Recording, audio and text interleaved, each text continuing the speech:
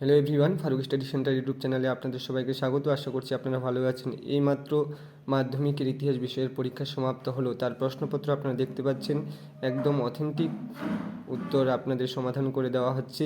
সেগুলো মিলিয়ে নিন কার কোটা ঠিক হলো। এবং ফারুক স্টাডি সেন্টার যে কোচিং সেন্টার রয়েছে, যেখানে 37 জন ছাত্রছাত্রী এবার মাধ্যমিক পরীক্ষায় বসেছে বিভিন্ন স্কুল থেকে, যেমন Daspura high school, Lakshmipur high school, Chopra boys, Chopra girls এবং একাধিক স্কুল থেকে রয়েছে। সমস্ত ছাত্রছাত্রী পরীক্ষা দেওয়ার পর কিন্তু ভালো একটা খবর জানালো। ভালো খবরটা হলো এই যে 100-তে 100 পাবো বেশ কয়েকজন ছাত্রছাত্রী বলেছে, এবং 97-98 বেশ কয়েকজন পাবে, এবং যারা পড়েছে কয়েকজন বাদ দিয়ে কিন্তু সবাই বলছে 90-র উপরে পাবো। তো এটা আমাকে খুব আনন্দিত একটা বিষয় হিসাবে মনের মধ্যে আন্দোলিত করছে। তো আপনারা মিলিয়ে নিন কার কোটা ঠিক হলো। যেরকমভাবে যে প্রশ্নগুলো দেওয়া হয়েছিল, বারবার পরীক্ষা নেওয়ার মাধ্যমে যে শর্ট প্রশ্ন থেকে শুরু করে এক কথায় শূন্যস্থান, ব্যাখ্যা বা বিবৃতি, তারপরে তোমার ম্যাপ পয়েন্টিং, যেরকমভাবেই বারবার পরীক্ষা নেওয়ার মাধ্যমে মাসিক পরীক্ষা, মান্থলি যেটা পরীক্ষা কোচিং সেন্টারে নিয়েছিলাম, সেরকমভাবেই ছাত্রছাত্রীদের তৈরি করা হয়েছিল। সে বিষয়গুলি আপনারা দেখতে পাচ্ছেন। প্রশ্নের সমাধান যে করা হচ্ছে তার কারণস্বরূপ কেন কোন উত্তর সঠিক এবং বিকল্প অপশনগুলো রয়েছে সেগুলো বলে দেওয়া হচ্ছে। তো স্কিপ না করে ভিডিওটি দেখতে থাকুন। উত্তরগুলো করে দেওয়া আছে, শুধু আপনারা মিলিয়ে নেবেন। তো দেখতে পাচ্ছেন, সঠিক উত্তরটি বেছে নিয়ে লেখো। একের এক দাগে প্রশ্ন ছিল বিভাগ কতে letters from a father to his daughter গ্রন্থে মোট চিঠির সংখ্যা কটি ছিল? তো 30টি। জওহরলাল নেহেরু তার মেয়ে যে ইন্দিরা গান্ধী মাত্র 10 বছর বয়স ছিল তখন কিন্তু 30টা চিঠি লিখেছিলেন তার বিভিন্ন বিষয় নিয়ে। 2 নম্বর দাগে বলা হচ্ছে জীবনস্মৃতি গ্রন্থটি লিখেছিলেন কে? তো লিখেছিলেন রবীন্দ্রনাথ ঠাকুর তার জীবন কাহিনী নিয়ে। তো অবশ্যই এখানে 3টা যে গ্রন্থ রয়েছে, যেগুলো 3টাই এসেছে।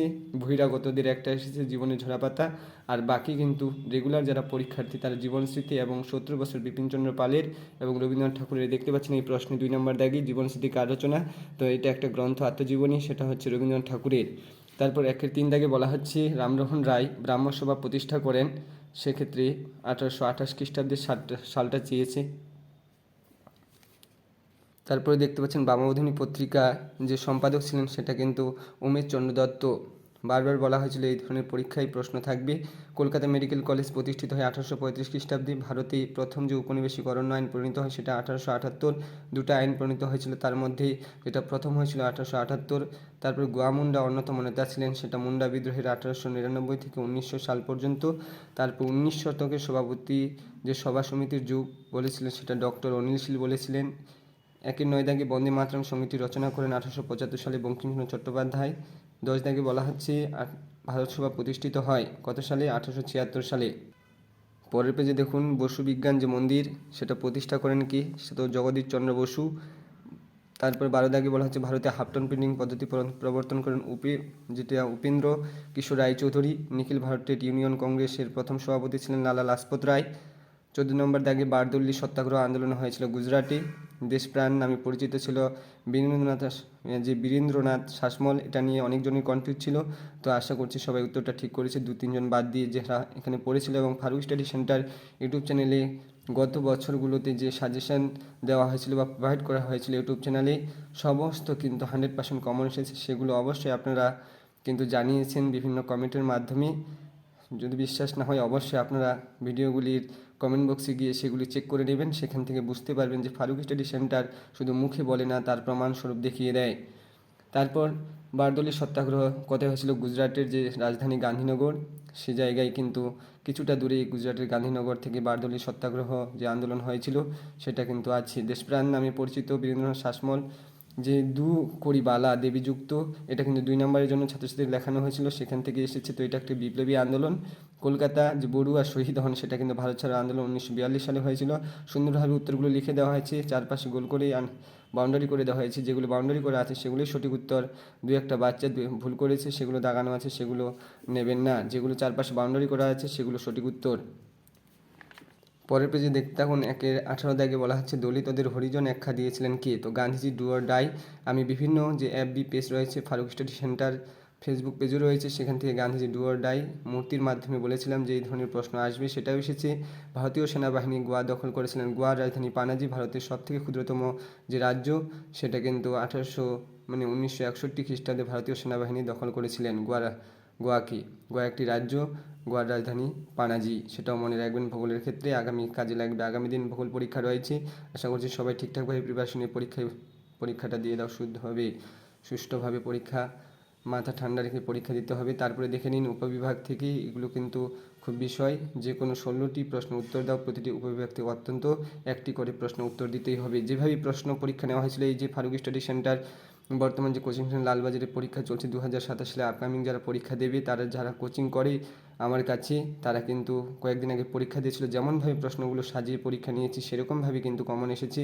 দেখতে পাচ্ছেন বঙ্গদর্শন পত্রিকার প্রথম সম্পাদক কে ছিলেন, যেমনভাবে প্রশ্ন আমি বানিয়েছি ঠিক সেরকমভাবেই প্রশ্ন কিন্তু মাধ্যমিকের পরীক্ষায় আসছে, আগামী দিনেও আসবে, এবং গত বছরগুলোতে যেভাবে পড়িয়েছি সেরকমভাবেই কমন এসেছে, এবং ইউটিউব চ্যানেলেও আপনারা তার প্রমাণ দেখতে পারেন। 2 দাগে বলা হচ্ছে দেবেন্দ্রনাথ ঠাকুর কত খ্রিস্টাব্দে ব্রাহ্ম সমাজে যোগদান করেন? তো 1843 খ্রিস্টাব্দে। বিরাট ষড়যন্ত্র মামলা কবে শুরু হয়? 1929 খ্রিস্টাব্দে। মতুয়া ধর্ম মতের যে প্রতিষ্ঠাতা ছিলেন তিনি হরিচাঁদ ঠাকুর। পরে চলে যাব, কি বলা হচ্ছে, ঠিক না ভুল। দেখো ঠিক না ভুল, কী কারণে ভুল কী কারণে ঠিক সেটা কিন্তু আমি লিখে দিয়েছি পাশে, সেটা দেখে নিন। বিপিনচন্দ্র পালের জীবনীমূলক গ্রন্থের নাম 70 বছর, তো ঠিক অবশ্যই বিপিনচন্দ্র পাল 70 বছর রবীন্দ্রনাথ ঠাকুর জীবন স্মৃতি। আর জীবনের ঝরাপাতে যেটা হচ্ছে শোলা দেবী চৌধুরী রানী, শোলা দেবী চৌধুরী রানী হলো রবীন্দ্রনাথ ঠাকুরের ভাগ্নি।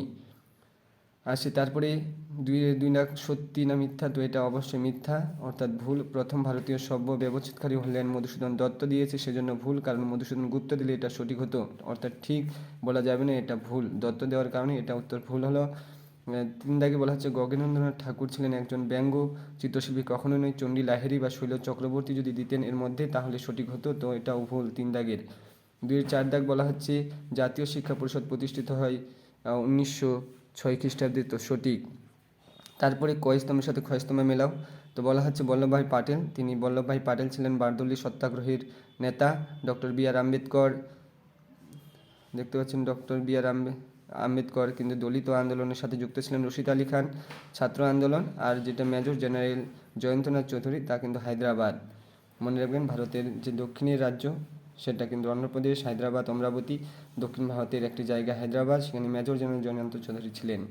তো প্রদত্ত রেখা মানচিত্রে যে ম্যাপ পয়েন্টিং সেটা মানচিত্র আসছে ওয়াহাবি আন্দোলন, যেটা বারাসাত এলাকা, কোল বিদ্রোহের রাঁচি, মহাবিদ্রোহের অন্যতম কেন্দ্র ঝাঁসি রানী, অর্থাৎ ঝাঁসি কেন্দ্র, মহাবিদ্রোহের 1857 অন্যতম কেন্দ্র দিল্লি। তো ঝাঁসি দিল্লি একই প্রশ্ন দুবার দিয়েছে, শুধু জায়গাটার পরিবর্তন করা হয়েছে।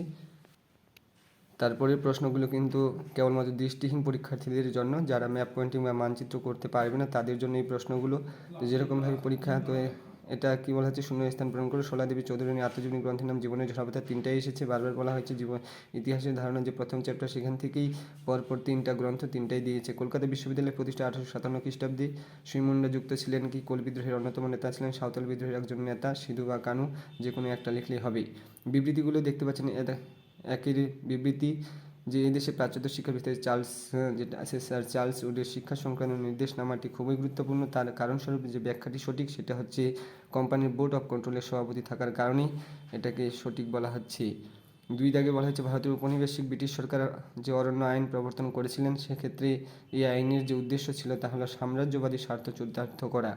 3 দাগে বলা হচ্ছে আচার্য প্রফুল্লচন্দ্র রায় ছিলেন এদেশের বিজ্ঞানী ও কারিগরি শিক্ষার অন্যতম পথিকৃৎ, তিনি ছিলেন বেঙ্গল কেমিক্যাল, যে এটা ওয়ার্কার্সের প্রতিষ্ঠাতা।